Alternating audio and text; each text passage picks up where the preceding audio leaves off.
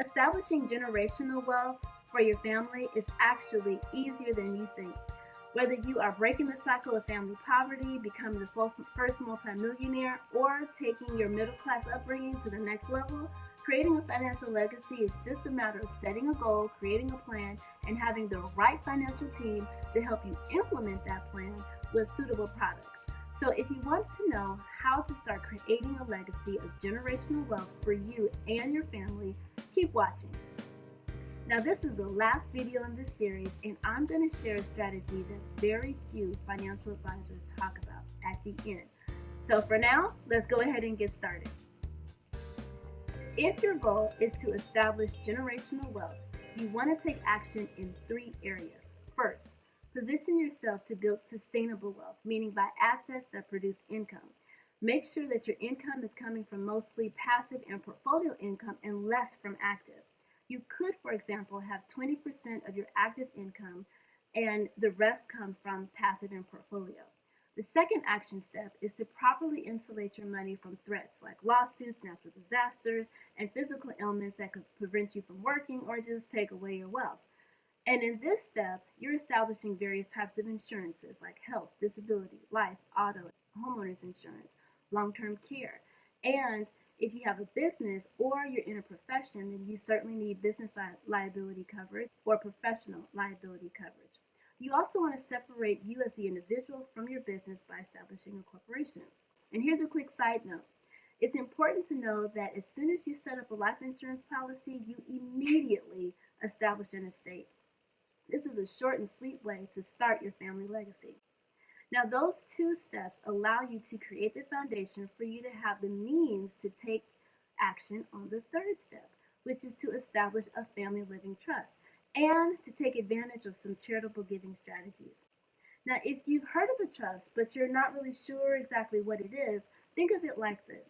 Let's say that you took a moment to collect all of your valuables, everything that means something to you, and then you put it in a treasure box with a note attached of who you're going to give your precious treasures to when you're gone, right? As well as how and when they can receive it if certain conditions are met. Now, here's an idea that many advisors don't talk about.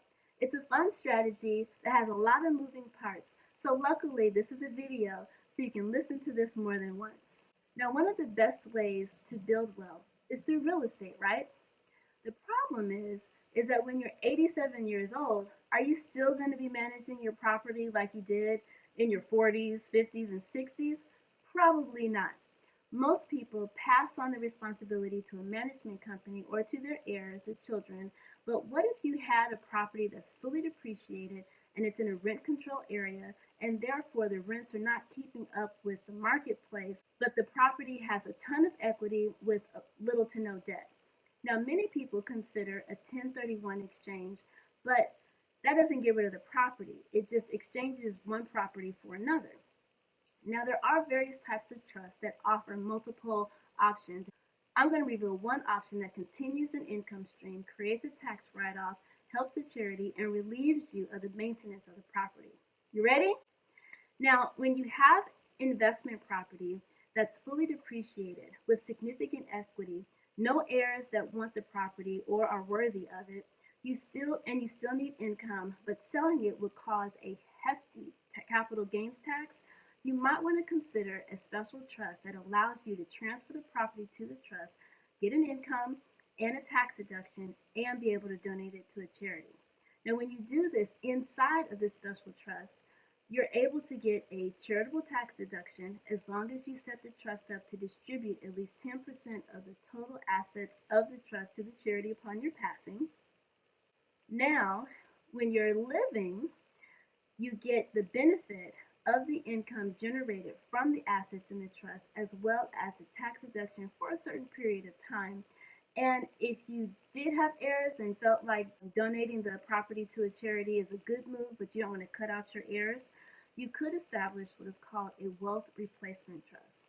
This is an ideal situation, especially if you have heirs that actually aren't interested in your property and you still want to give them something. And as I mentioned, there are many moving parts to this idea, and it's not for everybody. My objective is to merely plant the seed and enlighten you on just many of the sophisticated strategies available to you. The thing is you just have to be exposed to it. And the more you learn about these types of strategies that have been reserved for a certain demographic, you can begin to see it's not as complicated as it might seem. Well, that's the end of this series. Be sure to watch our other series, the Zeallionaire Mindset, where I walk you through what kind of mentality as well as the habits that you need to build wealth, and the Money Blueprint series, where I talk about the proper usage of debt and how to use it to build wealth. And as always, if you heard something today that excites you, please don't keep it a secret. Share it with someone that you feel will glean the same value from it. I am here to be of service to get as many women on track financially as possible. So ladies, let's level up your finances.